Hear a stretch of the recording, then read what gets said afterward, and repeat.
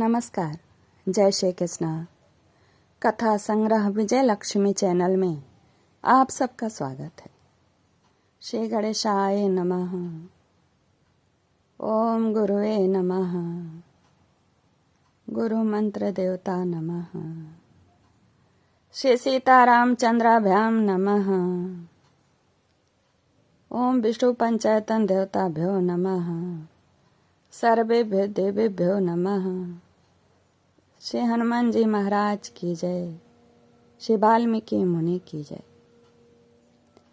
मैं आपको श्रीमद् वाल्मीकि रचित महाकाव्य रामायण श्लोक का क्रमशः बालकांड का हिंदी में अर्थ सुना रही हूँ।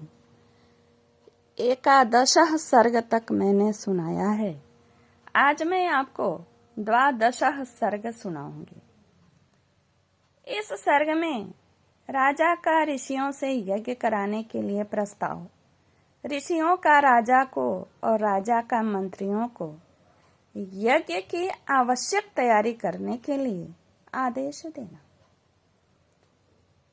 तदंतर बहुत समय बीत जाने के पश्चात कोई परम मनोहर दोष रहित समय प्राप्त हुआ। उस समय वसंत ऋतु का आरंभ हुआ था। राजा दशरथ ने उसी शुभ समय में यज्ञ आरंभ करने का विचार किया। तत्पश्चात उन्होंने देवोपम कांति वाले विप्रवर ऋष्यशृंग को मस्तक झुकाकर प्रणाम किया और वंश परंपरा की रक्षा के लिए पुत्र प्राप्ति के निमित्त यज्ञ कराने के उद्देश्य से उनका वरण किया। ऋष्यशृंग ने बहुत अच्छा कहकर उनकी प्रार्थना स्वीकार की और उन पृथ्वीपति नरेश से कहा, राजन, यज्ञ की सामग्री एकत्र करिए। भूमंडल में भ्रमण के लिए आपका यज्ञ संबंधी अश्व छोड़ा जाए और सरयू के उत्तर तट पर यज्ञ भूमि का निर्माण किया जाए। तब राजा ने सुमंत्र, तुम शीघ्र ही वेद विद्या के पारंगत ब्राह्मणों तथा ब्रह्मवादी ऋतुजों को बुला लाओ। राजा ने सुमंत्र से कहा। सोयो के वामदेव, जाबाली, काश्यप, पुरोहित, वशिष्ठ तथा अन्य जो श्रेष्ठ ब्राह्मण हैं, उन सबको बुलाओ। तब शीघ्रगामी सुमंत्र तुरंत जाकर वेद विद्या के पारगामी उन समस्त ब्राह्मणों को बुला लाए। धर्मात्मा राजा दशरथ ने उन सबका पूजन किया और उनसे धर्म तथा अर्थ से युक्त मधुर वचन कहा।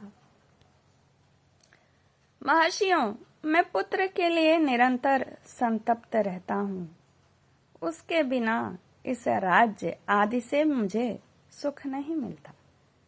अतः मैंने यह विचार किया है कि पुत्र के लिए अश्वमेध यज्ञ का अनुष्ठान करूं। इसी संकल्प के अनुसार मैं अश्वमेध यज्ञ का आरंभ करना चाहता हूं।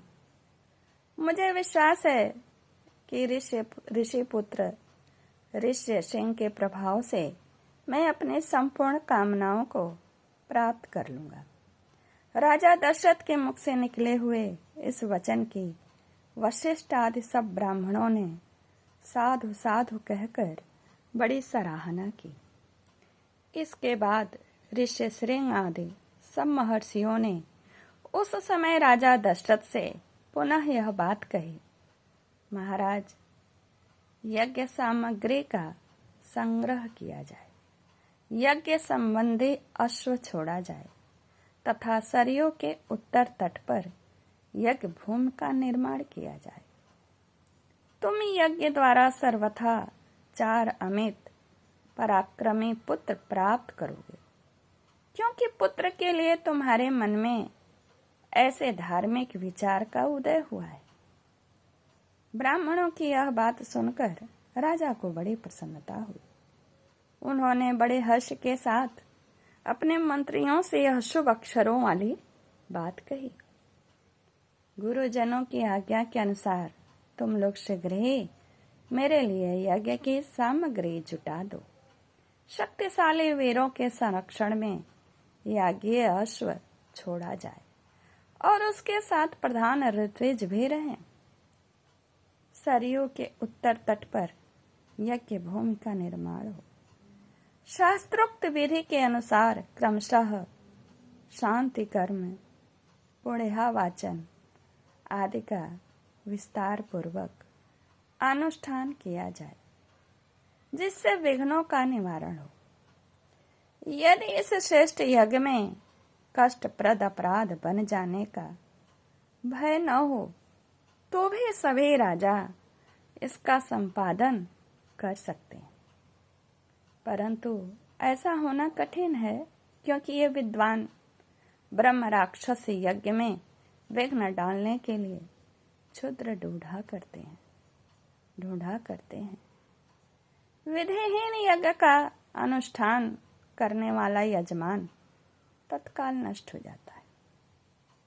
अतः मेरा यह यज्ञ जिस तरह विधि पूर्वक संपूर्ण हो सके वैसा उपाय किया जाए। तुम सब लोग ऐसा साधन प्रस्तुत करने में समर्थ हो।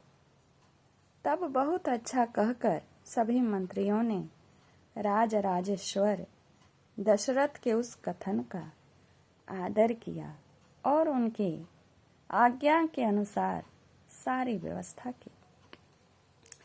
और तत्पश्चात उन ब्राह्मणों ने भी धर्मज्ञ नृपश्रेष्ठ दशरथ की प्रशंसा की और उनकी आज्ञा पाकर सब जैसे आए थे वैसे ही फिर चले गए। उन ब्राह्मणों के चले जाने पर मंत्रियों को भी विदा करके वे महाबुद्धिमान नरेश अपने महल में गए। इस प्रकार श्री वाल्मीकि निर्मित आर्ष रामायण आदि काव्य के बालकांड में 12वां सर्ग पूर्ण होता है। यह दुर्लभ वस्तु है महाराज, पूरा देखें, लाइक कमेंट शेयर करें। नमस्कार, जय श्री कृष्णा। रघुनाथ के ही कृपा से सुना रही हूँ। हम सबकी जय हो, प्रभु की कृपा प्राप्त हो।